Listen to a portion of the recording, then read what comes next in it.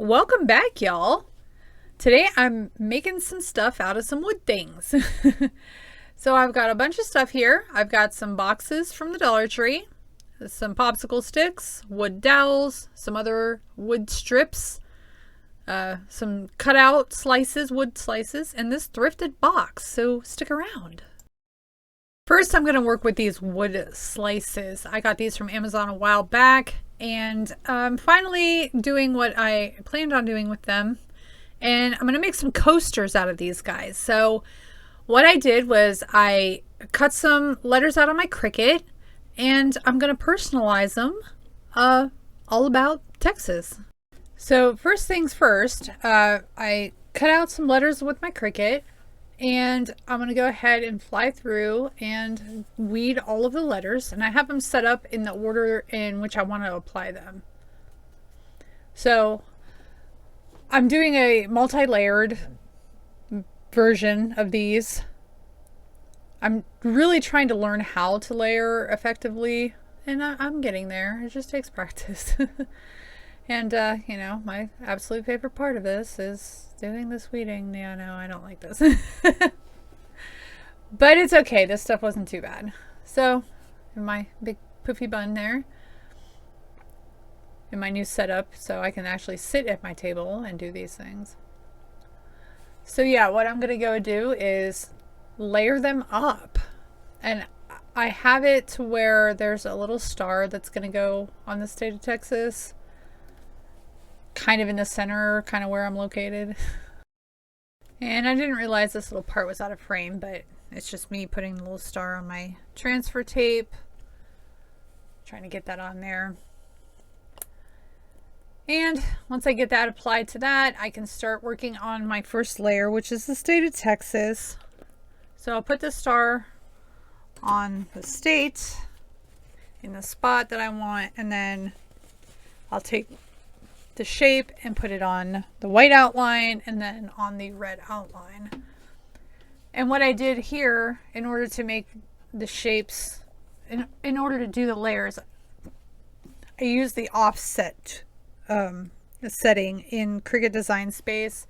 I can't remember the size or whatever, but I just offset the letters and then changed them accordingly to how I wanted them laid out. And now that first one is done, the state of Texas, and I've got it all layered up, ready to go. And now I'm going to do the same with the rest of the word, home, and that's done. So then all I need to do is apply it to the wood slices. And I mean, I really didn't even need transfer tape at this point. I was just wasting it because it's thick enough with 3 layers of vinyl that, you know, you can pretty much move it around without all that. I'm just sorting out the shapes of the wood slices that I want. And then what I do after I get them applied, get the letters where I want them, then I'll use the Mod Podge dishwasher safe version. I mean, they're going to be drink coasters, so it's Texas and everything sweats in the summer. If you have a cold drink, it's wet on the outside. So we need that dishwasher safe to protect. So I just put these on and then give them a good coat of the Mod Podge, and that's it.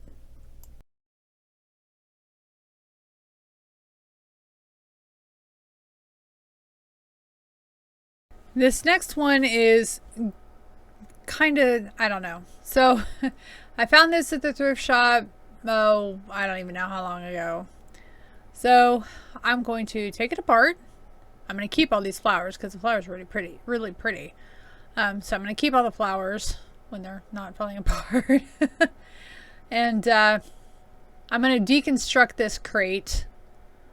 And I don't remember if I show it or not. But this thing is almost as old as I am. Okay, it's copyrighted. There's a date printed on the bottom of that little sign. It says 1983. That's a long time ago. I mean, I was alive then. I was a kid. But yeah, that's how old this is. 1983. There you go. and you can't see it there, but that's where it says it. So, but it's got a crate, which is awesome. And I thought, well, I can take this apart and see what I can come up with. So that's what I'm going to do here. So I'm going to go ahead and take these out and set them off to the side, keep a hold of those flowers, clean all that out, and then I'm going to take my hammer and carefully pull it apart, take that little sign off the top. It was really easy to do. Just beat those nails out of it, and I'm going to keep the crate to the side. I thought this piece was perfect for another part of this project that I will be showing here in a minute. I've got some home decor, folk art, chalk paint, and white Adirondack, and I'm going to paint this little sign. I had to get my little mat, but yeah, as you can see, I traced the edge because I want to use black, and I'm using the I can't remember the name of this now, rich black chalk paint from folk art as well, plaid graphs. And what I'm going to do is paint the little outline edge thing black on both sides, and then I will fill in the center with white. And I'm using my Cricut to cut out some vinyls so it can be a two-sided sign to put like on a tier tray. And now I've got both sides painted, and these are the vinyls that I'm going to use to put my little designs on either side. And spoiler alert, I did make one of them kind of crooked. But you know what? It's quite all right with me. It's fine. I don't hate it. So I'll go ahead and let these run. I'll speed it up. But yeah, I put together some designs in the Cricut Design Space. I just kind of threw some stuff together. I didn't find anything specific to what I was looking for. I do have a trial for Cricut Access, but I wasn't finding what I was looking for. So, but that's okay. So I'll just let it run. And I think you can tell by the colors of the vinyl that I'm using, you can probably guess what kind of stuff I'm putting on here. I'm going to say it here first. This is the one and only time you're going to see me crafting anything in July that is Christmas related.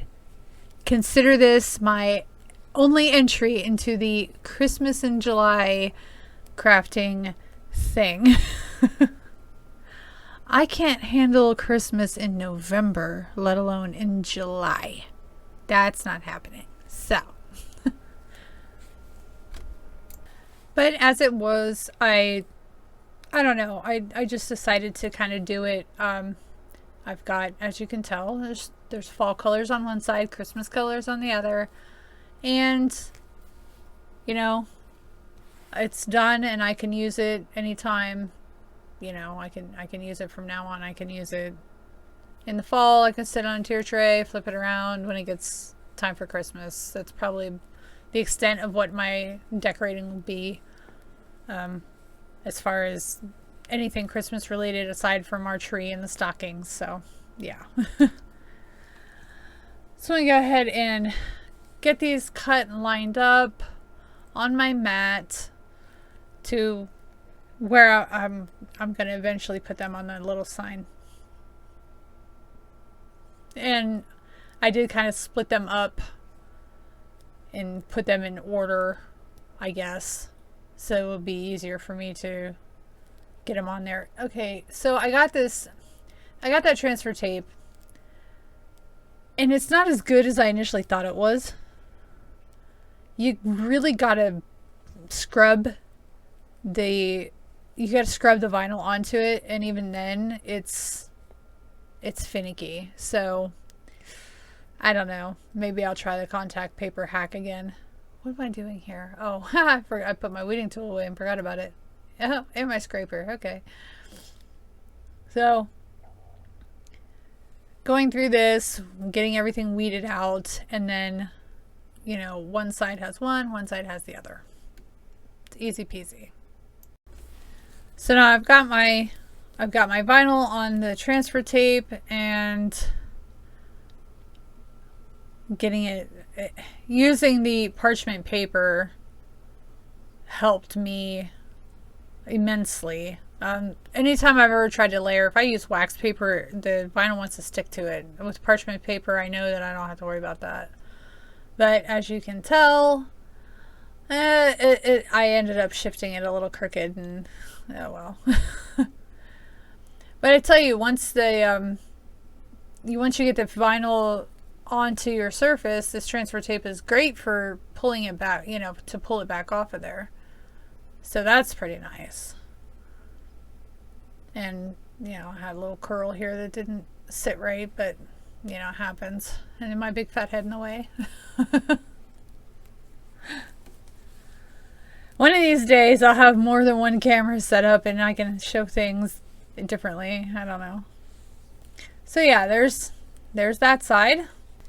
And, you know, you can tell down there at the bottom that pick your own part right there is crooked. I don't know what I did, but, you know, it's okay. We're going to go with it. So the next part then is I will take the, take the transfer tape and do the Christmas tree farm part. And again, I'll just lay that on there. And like I said, it lays the vinyl, that transfer tape lays the vinyl down nice and peels right back off really nicely. So that's pretty good. And then I want to make sure it seals it in nice. So I'm going to go ahead and take some of the, what is it that I'm using? I think it's the satin finish Mod Podge. Is it satin or matte? I can't remember. I think it's satin there. So I'm just going to give that a nice coat on both sides to make sure that my vinyl stays. I mean, I probably could have picked off the letters for the pick your own on the other side and fixed them, but it's okay. I just leave it like it is.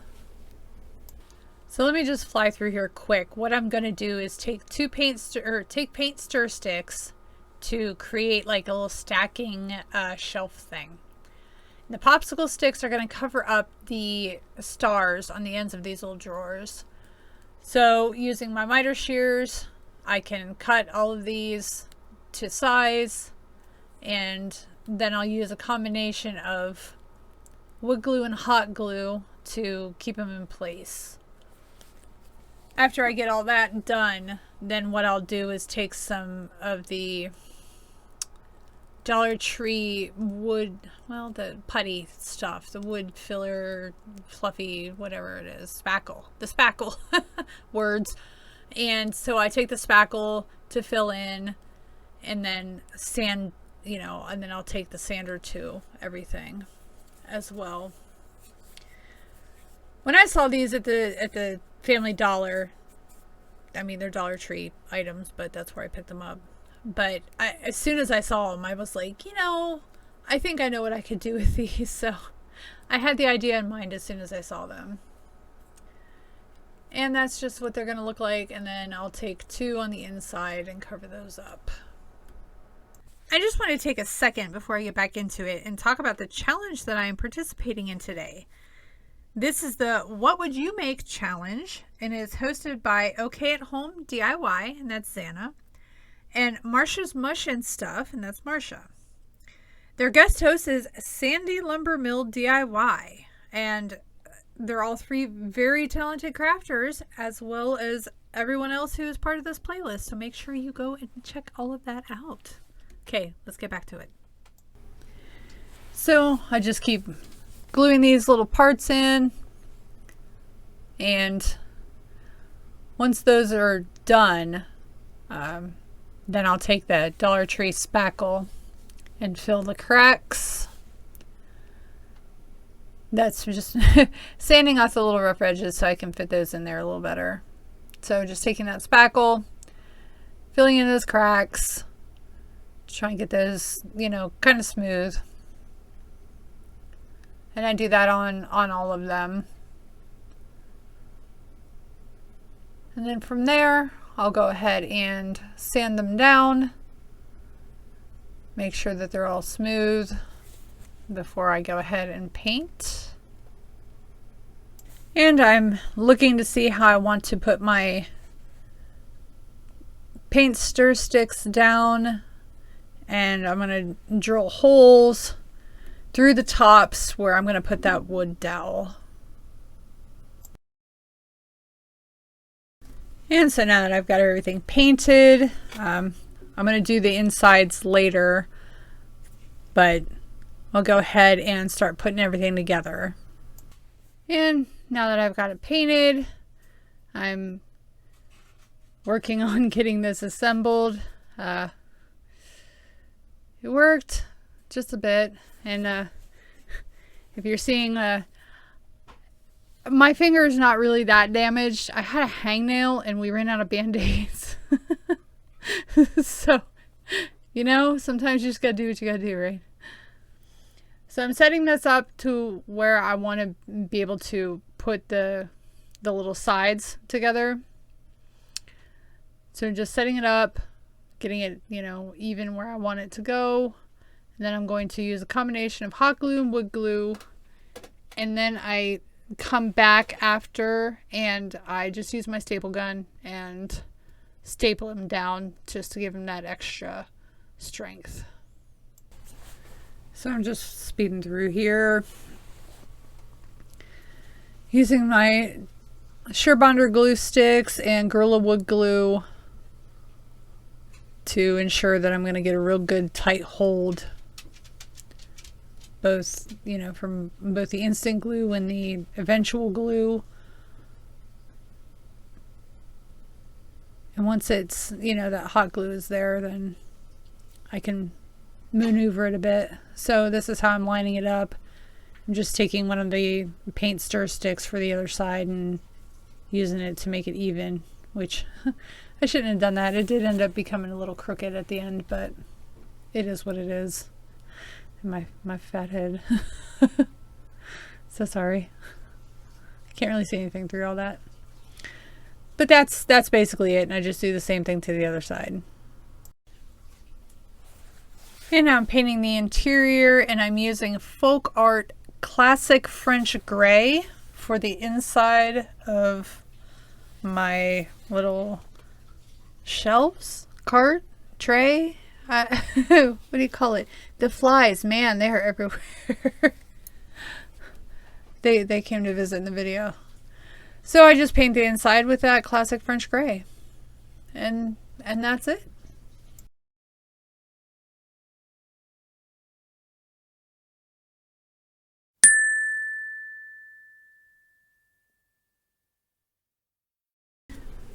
And I love the color in there. It looks super cute. And yeah. So I'll show you how everything looks now that it's all finished. And here's the Texas Home Coasters made from the wood slices. My two-sided pumpkin patch Christmas tree farm sign.